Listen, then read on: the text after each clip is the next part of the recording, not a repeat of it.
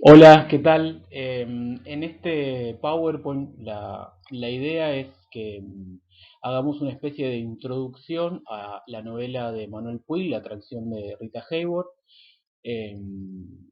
proponiendo por ahí algunas puertas de entrada a la novela, algunas claves de lectura, pero también contextualizando un poco en la época y fundamentalmente ubicando el texto en el programa de la materia, qué es lo que tienen ahí escrito, cómo está enunciado en el programa, dentro de la unidad 3. Nosotros ya vimos dos textos literarios del realismo, vimos Flaubert, vimos Dostoyevsky, del realismo del siglo XIX, de ese tipo de representación realista propia del siglo XIX, y vamos a comenzar a ver de ahora en adelante distintas formas de lo que el programa llama refutaciones del realismo, que podríamos decir cuestionamientos, desvíos, oposiciones a el modo en el que este realismo, particularmente del siglo XIX, representaba la realidad.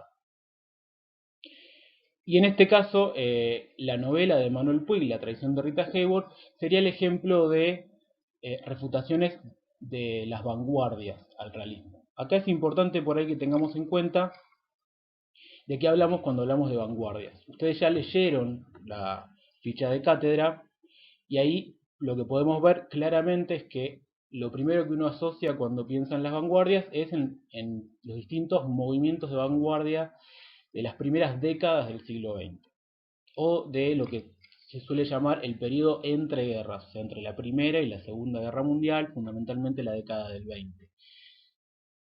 Eso es lo que generalmente se llama vanguardias, y muchas veces para mayor especificidad se las llama vanguardias históricas,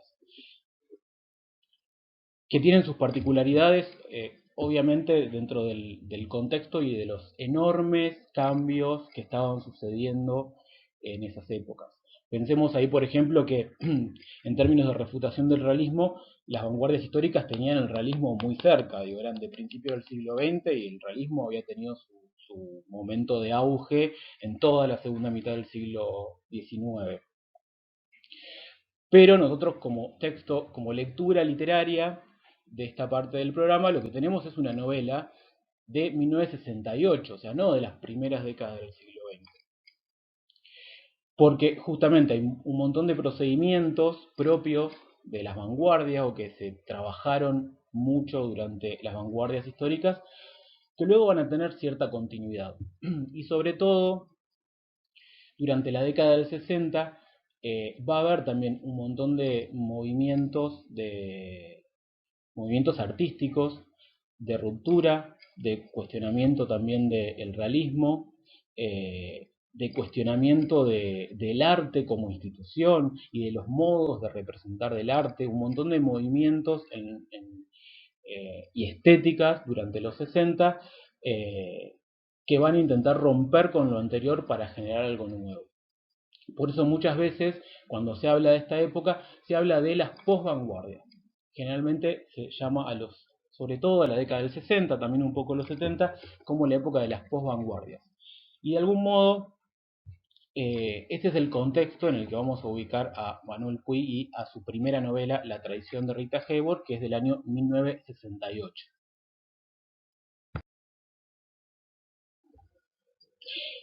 Y ahora volvemos, hablábamos de las vanguardias históricas recién, y eh, todos estos distintos movimientos que ustedes tienen en la ficha, movimientos de vanguardia de las primeras décadas del siglo XX, son vanguardias artísticas que eh, rompieron con un montón de disciplinas dentro de las artes, entre ellas obviamente también la literatura, pero no únicamente la literatura.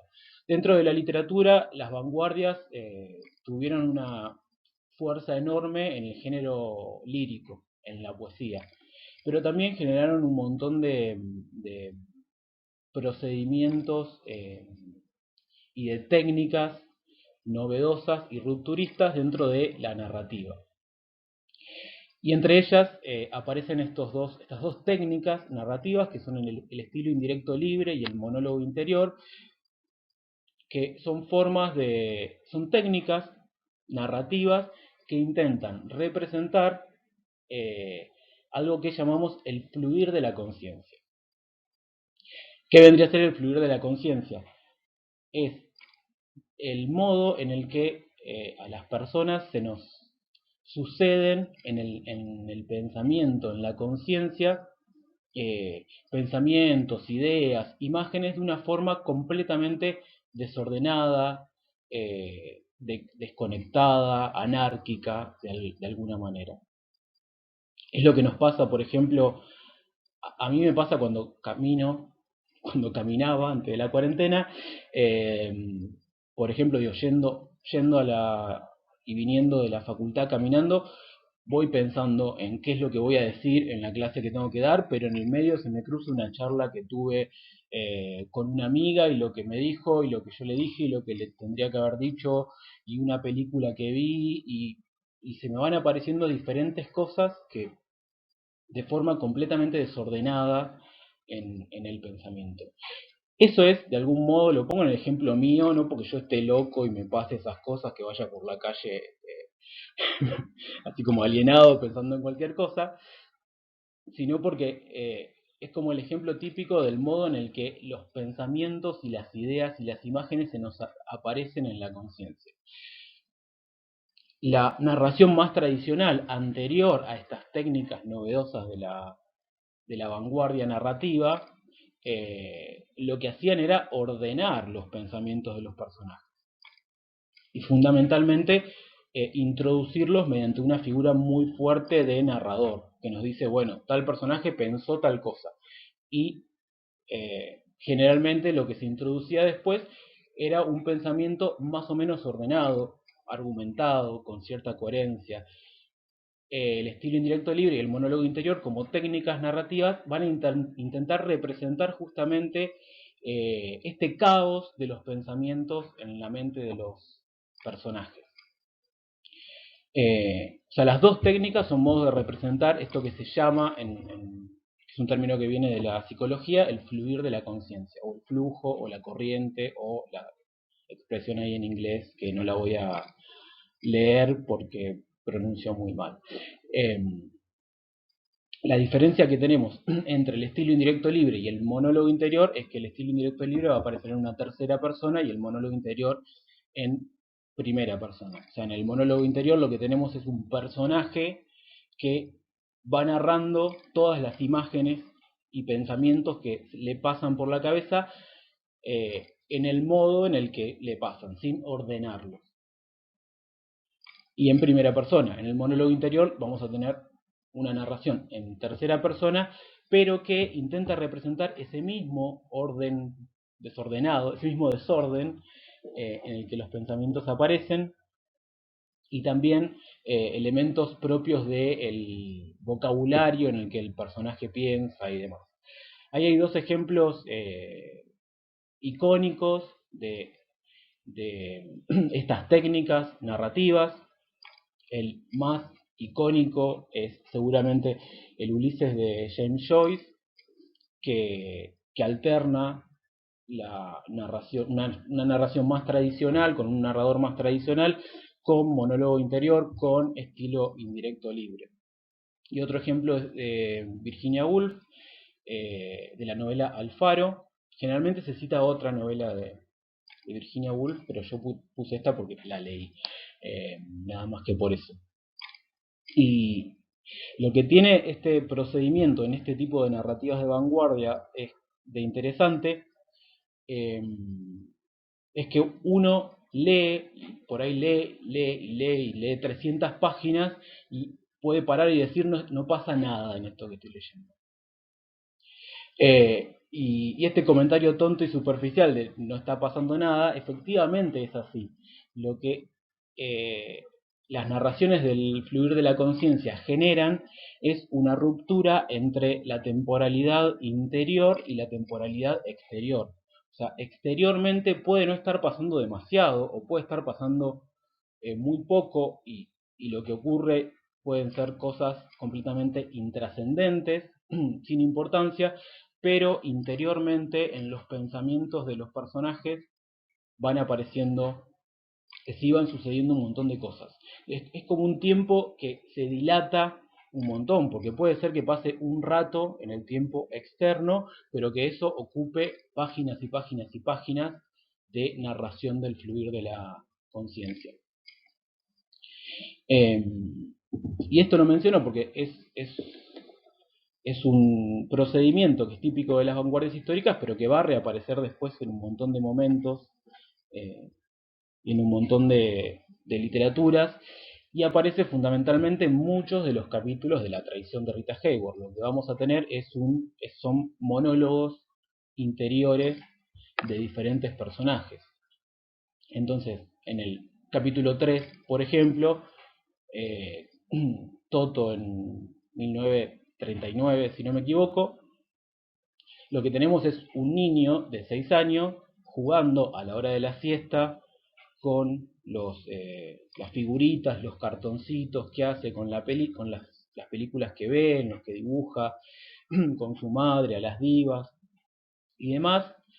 Está jugando a eso, o sea, eso ocurre en la realidad exterior, durante la hora de la siesta, mientras sus padres duermen la siesta, pero internamente van pasando por su cabeza un montón de cosas. Va recordando cosas que ocurrieron cuando fue al cine y quería ir a un baño y le decían que tenía que ir el otro, y eso se va mezclando con cosas que le dijeron otros personajes, con asociaciones que hace con esa mentalidad fantasiosa e infantil de cosas que leyó en algún lado o que vio en algún lado.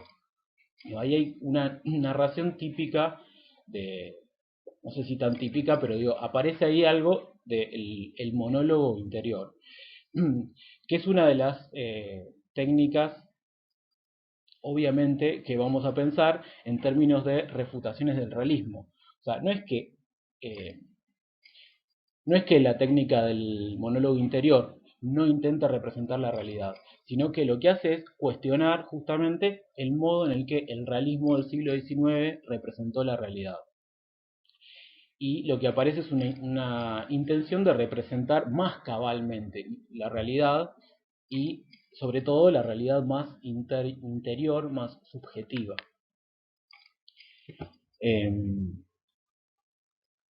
Esto es lo que dice, por ejemplo, eh, el propio Puig. Necesitaba algo que no fuera únicamente el monólogo interior ni la tercera persona.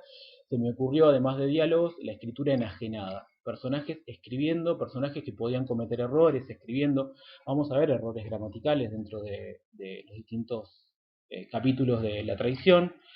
Yo no vengo, dice, de ninguna tradición literaria. Vengo del cine, de oír radio, de ver folletines, melodramas de la Metro. En general, los otros escritores tienen una formación literaria más ortodoxa.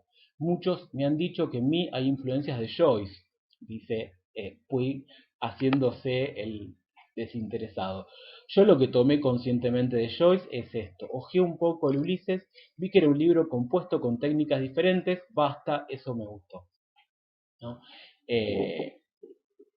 Acá lo que es interesante acá por la mención a Joyce y a esta técnica en particular, pero también por el modo en el que Puig construye su imagen de escritor, que va a ser un muy interesante rasgo de ruptura que también podríamos pensar no en la tradición únicamente, sino en la narrativa de Puig en general.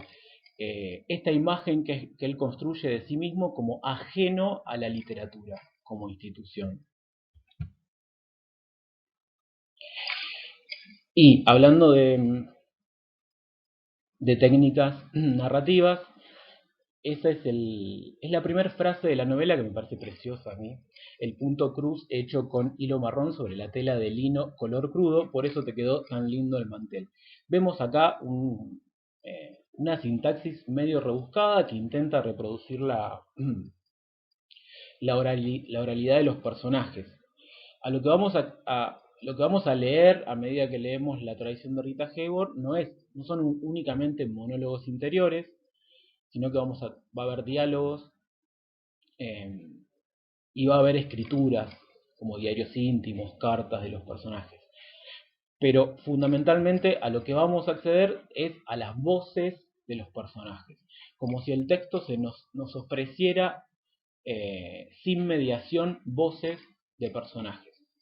Y cuando digo sin mediación me refiero a que justamente lo que no hay en la tradición de Rita Hayworth es un narrador en el sentido o en el estilo de los narradores del realismo literario. O sea, no hay el típico narrador del realismo es el narrador omnisciente, y el narrador que ordena y ubica absolutamente todo lo que el lector tiene que ir leyendo. Acá no vamos a tener un narrador que nos diga Choli le dijo a Mita tal cosa y ella le respondió. Esas indicaciones del narrador no las vamos a encontrar y únicamente vamos a acceder a los personajes, a las voces de los personajes. Entonces acá hay una fuerte ruptura también con el realismo en esta ausencia o en este borramiento de la instancia narrativa, de la instancia del narrador, tan importante justamente para el realismo. Pero otra cosa que a mí me interesaba de esta primera frase con la que se inicia la novela, que tiene además todo un mito alrededor de origen de la literatura de Puig, que él ha contado muchas veces, por eso digo mito, porque no sugiriendo que no sea verdad, sino digo, todo lo contrario, lo narra una y otra vez porque hay ahí algo que a él le interesa contar de sí mismo y que tiene que ver con que él lo que intentaba escribir era un guión. Él venía de intentos frustrados por escribir guiones para cine, para Hollywood sobre todo, o para el cine más industrial, en inglés, eh, y le sugieren sus amigos que escriba sobre lo que él conozca, no sobre las extravagancias de Hollywood, sino sobre su pueblo y que escriba en su idioma. Y Puig lo que dice una y otra vez es que él se sentía incómodo usando el español. No encontraba una forma de narrar en español. Y la anécdota, esta anécdota de origen, de mito de origen que yo mencionaba, tiene que ver con que lo que él cuenta es que intentó escribir un guión en español de una historia que transcurría en su pueblo o en un pueblo similar al suyo en La Pampa, y que comenzaba con una voz en off de una tía que hablaba 2 o 3 líneas, muy cortita. Cuando empezó a escribir eso, de pronto no pudo parar de escribir, empezó a fluir esa voz de la tía y se convirtió en 30 páginas de banalidades. Entonces, esta es la anécdota de la especie del mito fundante del surgimiento de la literatura de Puig con estas 30 páginas de banalidades en la voz de la tía, que son las que después trabaja, digo, ese trabajo que realiza con las voces narrativas y con los tonos en las distintas voces de la tradición de Rita Hayworth. Pero más allá de este mito de origen que también hace a la imagen que construye de sí mismo como una imagen de ruptura respecto de la institución literaria y esta insistencia de decir yo no vengo de la literatura, medio que llego de casualidad a la literatura, que igual sabemos que no era tan así, digo, era más bien una construcción que él hacía de sí mismo.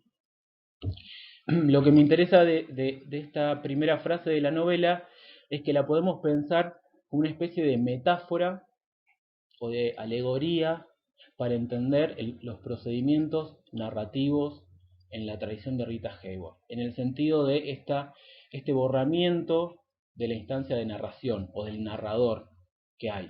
Nosotros accedemos justamente en los distintos capítulos a las voces en crudo de los personajes.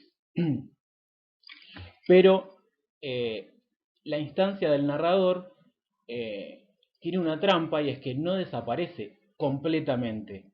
Se borra, pero hay una instancia superior a las voces de los personajes que es la instancia ordenadora de los capítulos, por ejemplo.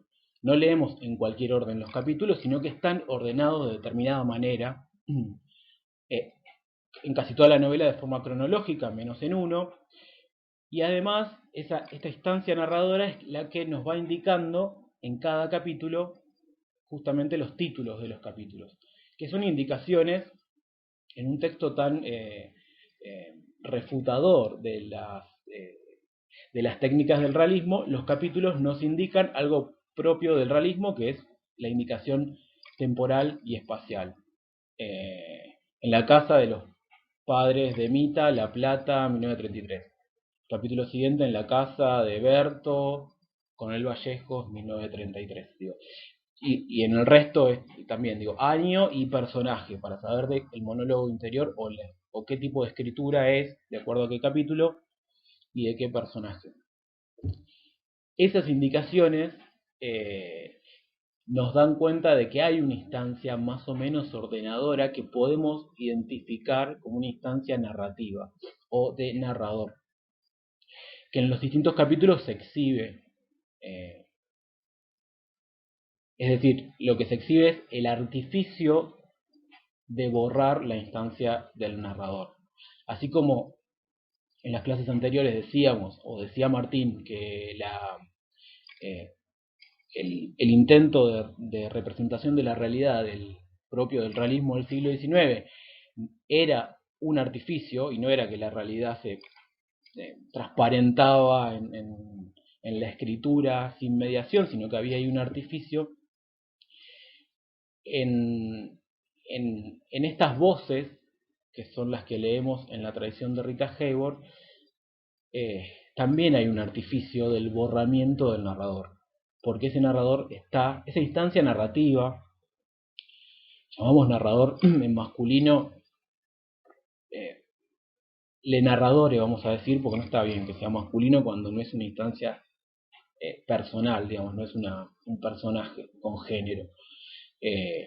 Le narradore aparece en esos subtítulos. Entonces, ese artificio que se exhibe también es una ruptura respecto de este tipo de técnicas. Es como un uso de vuelta, un uso también un poco distanciado de este tipo de técnicas narrativas como la del monólogo interior, por ejemplo. Y en ese sentido nos permite, la primera frase nos permite a modo de metáfora iluminar esa exhibición del artificio, porque en esa metáfora de la costura que aparece en la primera frase, el punto cruz hecho con hilo marrón sobre la tela de lino color crudo, la costura color marrón sobre una tela color crudo es una costura que se ve, es un color oscuro sobre una tela clara. Es como si la costura entre los diferentes capítulos de la tradición de Rita Hayworth se hiciera en un color marrón sobre una tela crudo. O sea, se hiciera de tal forma que se vea que eso es un artificio. Y esas son las indicaciones que se nos dan en cada uno de los capítulos.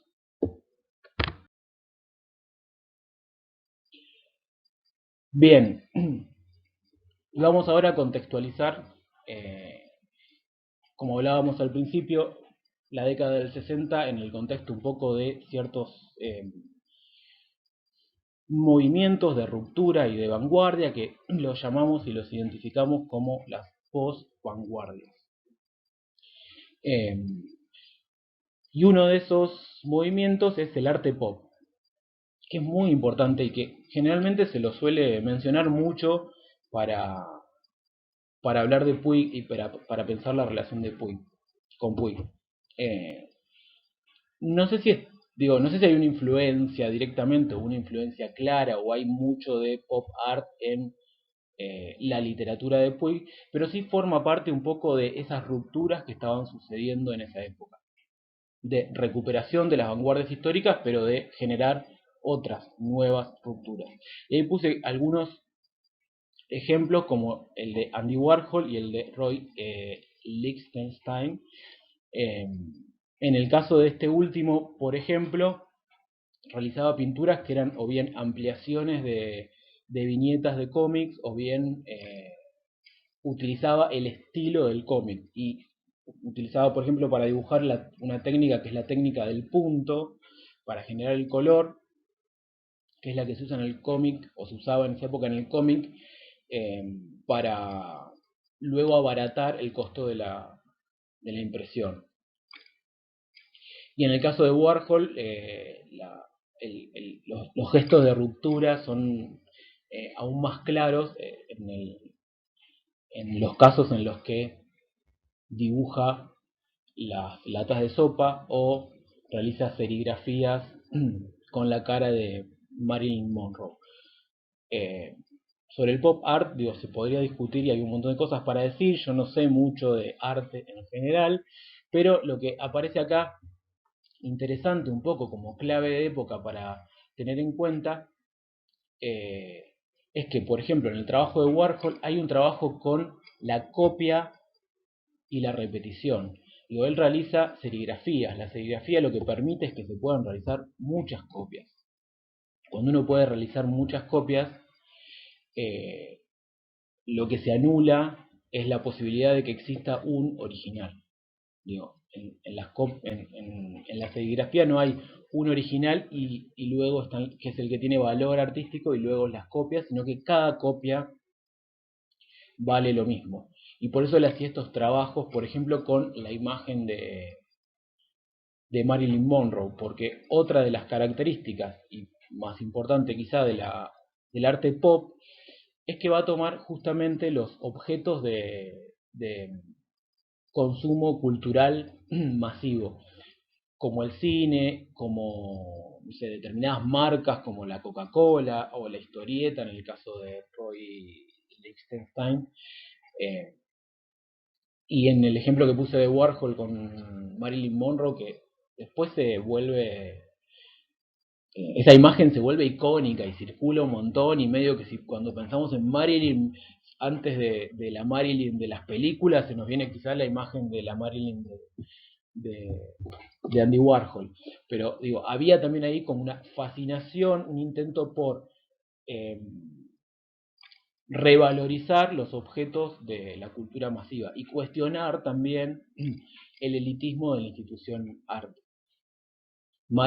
Y en el caso de Warhol en particular, también como un artista eh, queer, habría que decir, yo prefiero decir un artista marica, o sea, abiertamente fuera del closet, eh, también una fascinación por las divas del cine y por todas esas cosas que nos gustan a las maricas.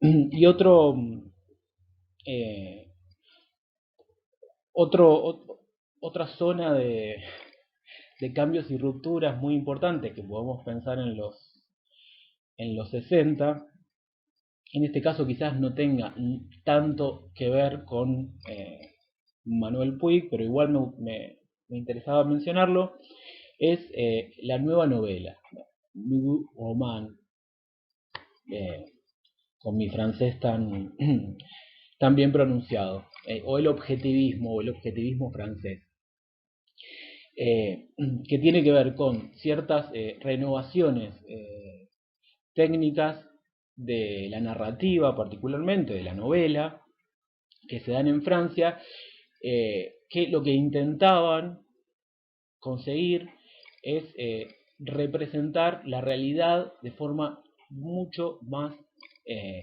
minuciosa eh, y, no sé cómo decirlo, como desafectada. O sea, la idea era que se narrara como si esa realidad fuera captada por una cámara cinematográfica.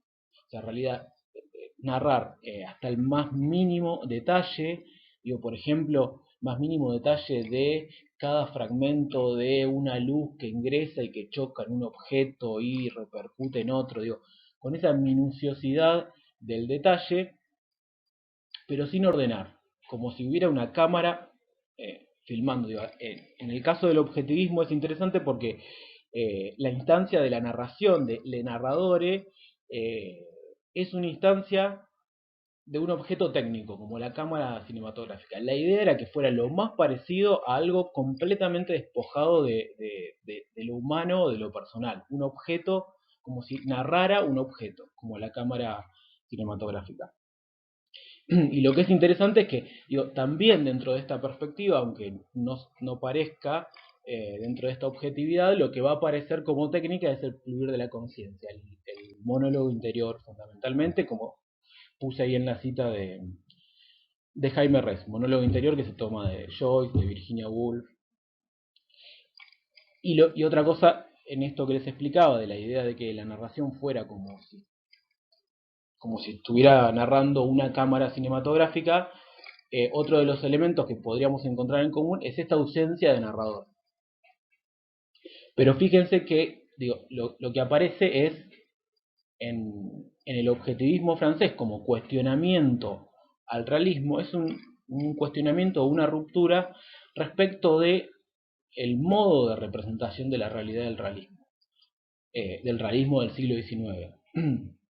A partir de técnicas narrativas que lo que van a intentar es representar eh, representar la realidad de otra forma, pero sí hay nuevamente una idea de representación de la realidad, de mímesis. Digo, hay algo que va, eh, digo, si pensamos en la mímesis no aparece, no es novedad del realismo del siglo XIX y tampoco va a terminar con el realismo. Digo, va a seguir habiendo mímesis en la literatura, en casi toda la narrativa y la novela, sobre todo. Pero sí van a aparecer en cuestionamiento diferentes modos y técnicas de narrar que cuestionen la realidad en sí mismo, que cuestionen el modo en el que el realismo intentaba captar esa realidad. Eh, que cuando hablábamos de las vanguardias, digo, veíamos que también el cuestionamiento era un cuestionamiento de tipo ideológico. Lo que se cuestionaba era que la perspectiva del realismo era una perspectiva burguesa. Y eso también es algo que va a aparecer y que va a reaparecer. Diferentes técnicas, no son técnicas narrativas, no van a ser técnicas despojadas de una concepción ideológica.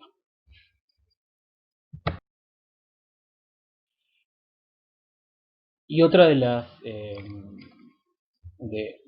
estéticas propias de los 60 y también otra de las claves como de entrada al texto, tiene que ver con la estética camp. Sobre eso tienen un artículo en la bibliografía que es el de Amícola, sobre camp, así que voy a tratar de no extenderme. Ahí tienen una discusión teórica y conceptual para pensar el camp, pero yo quiero decir algunas cosas que para ubicarnos principalmente, que tienen que ver con que esto que algunos llaman sensibilidad, que Mícola prefiere llamar poética, que en general también se lo denomina como una estética, tiene que ver con expresiones en el ámbito del arte y de la cultura de personas, de homosexuales, gays, queer, como queramos llamarlo, de maricas, diría yo, eh, en un contexto, sobre todo, digo, ahí puse varios, algunos ejemplos, los segundos dos son ejemplos como visuales para pensar eh, un recurso típico de la poética camp, que es la performance drag queen. Los dos ejemplos que yo ya había usado cuando hablamos de copy, si leen el artículo de Amícola van a ver que hay toda una parte en donde habla de la importancia del travestismo. Ahí cuando Mícola habla del travestismo, se está refiriendo en realidad a esto. O sea, él se refiere al travestismo como expresión artística, teatral, performática, no a la identidad travesti. Por eso me parece que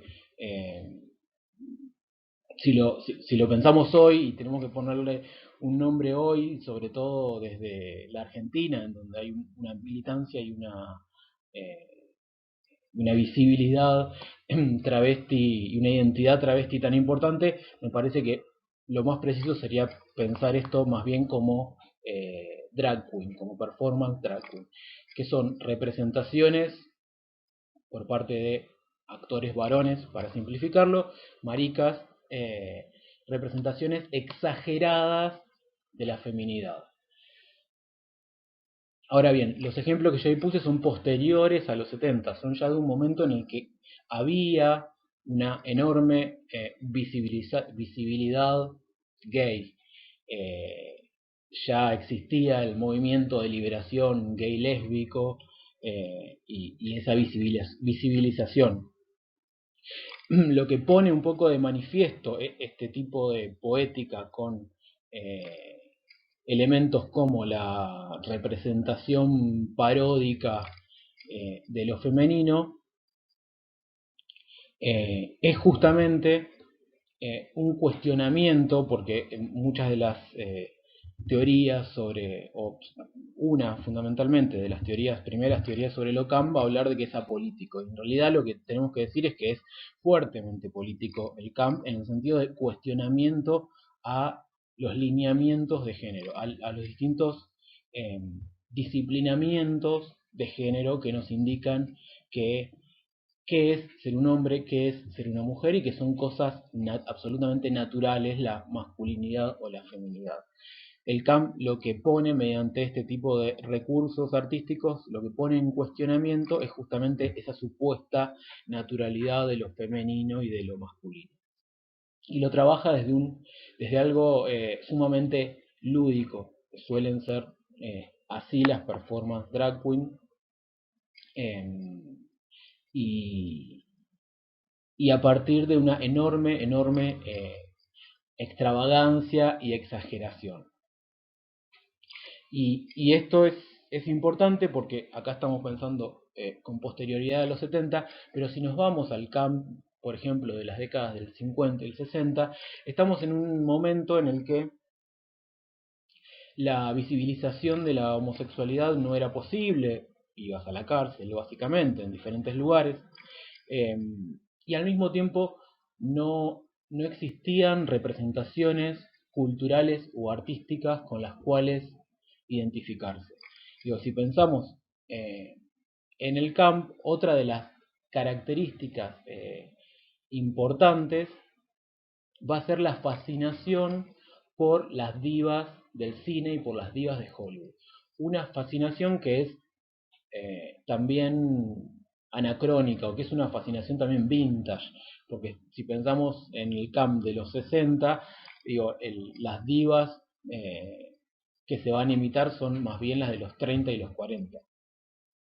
Y esa es un poco la dimensión camp que podríamos encontrar en la tradición de Rita Hayworth, que es el personaje de Toto y la fascinación que él tiene por las divas de Hollywood, de esa época, de fines de los 30, principios de los 40, que es el periodo de la historia que se narra.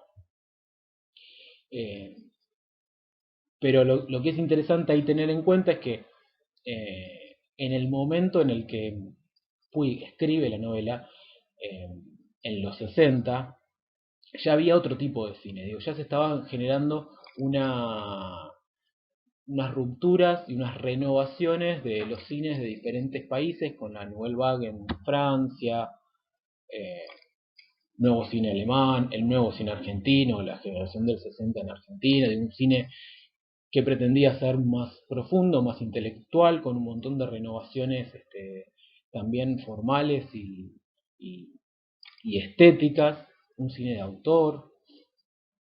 Entonces, en ese contexto, lo que cuenta Puig es que cuando escribe La Tradición, él estaba en Europa, él se había ido a estudiar justamente cine a Italia, y todo lo que le enseñaban a él no le gustaba, porque a él lo que le gustaba era ese cine de las divas, y ese cine extravagante, grandilocuente. Yo les voy a dejar después un link por ahí, alguna que otra escena de las películas que se mencionan en la novela, y son de una exageración en los brillos, en las plumas, eh, muy,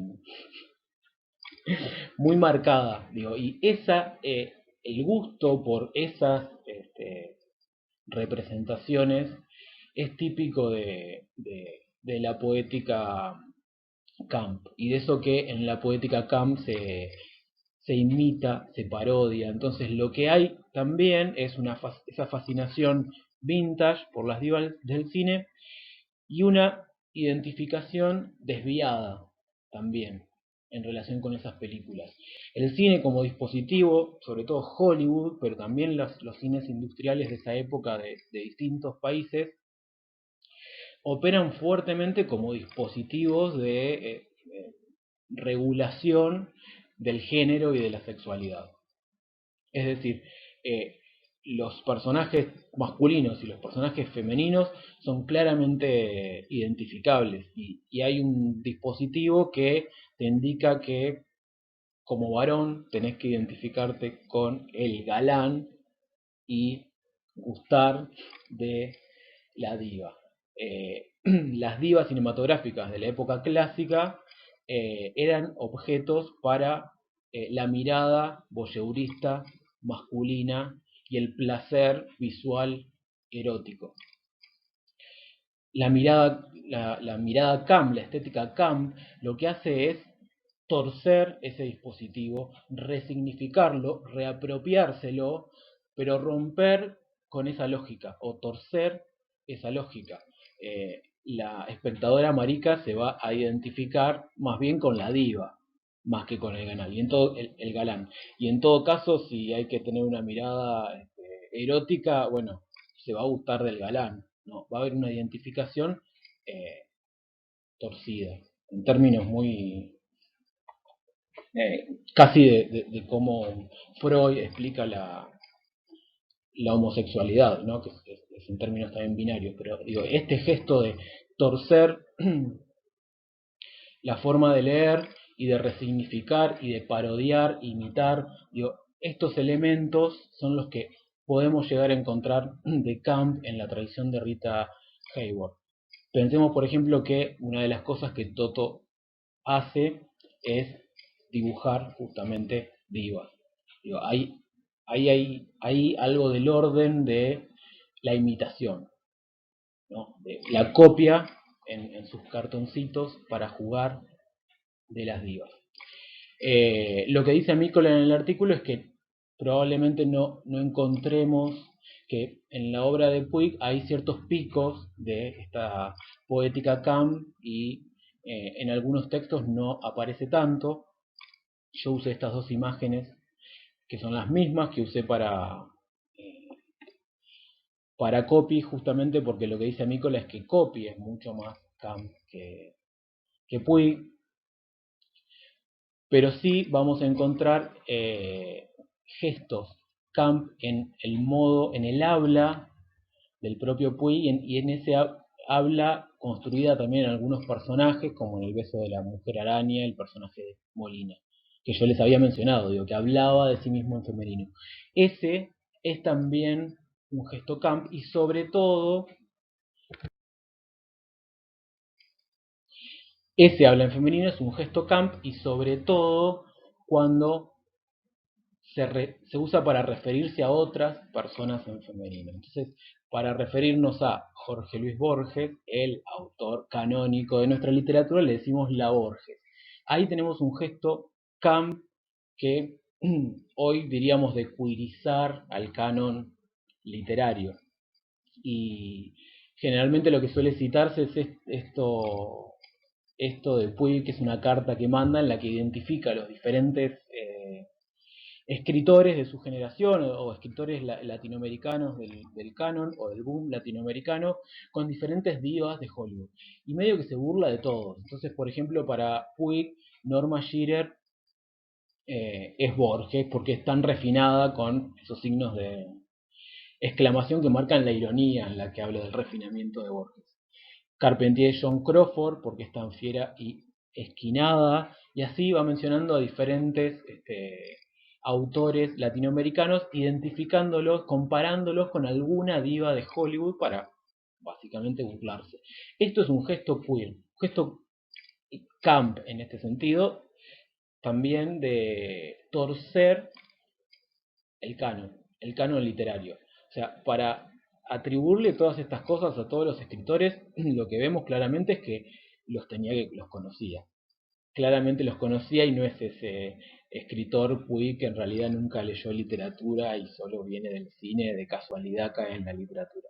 sabía qué es lo que estaba haciendo y tenía una opinión formada respecto de otros escritores. Lo que vemos que dice que ahora no lo encuentro, de Vargas Llosa, que me parece que era uno de los que más odiaba, dice que es como Esther Williams, tan disciplinada y aburrida. Y finalmente lo que me interesa destacar es lo que dice de sí mismo, de Puig, que es como Julie Christie, una gran actriz, pero al encontrar el hombre de sus sueños, no actúa más. Su suerte en el amor es la envidia de todas las estrellas de la metro. Lo que podemos ver a modo de ejemplo también como en esta burla que hace Puig es la dimensión completamente irónica de esta torsión eh, camp en la voz del autor.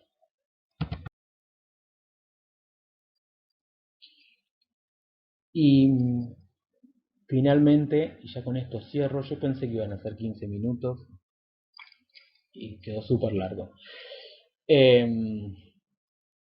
La semana que viene vamos a retomar algunas cuestiones y me interesa, después de todo lo que estuvimos diciendo, dejar un poco pendiente esta pregunta respecto del título de la novela, de por qué la novela se llama La traición de Rita Hayworth.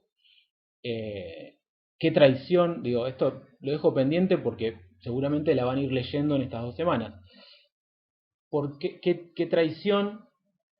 Si hay alguna traición que podemos identificar como importante, tan importante como para que esté en el título, alguna traición dentro de lo que se narra en la novela, y qué puede llegar a tener que ver Rita Hayworth, si hay o no alguna traición, o no hay nada que tenga que ver. Lo dejo, digo, tampoco es que yo tengo la respuesta. Podemos discutir diferentes cosas y podemos analizar diferentes modos de interpretar el título, pero lo dejo pendiente para que lo sigamos charlando la semana que viene.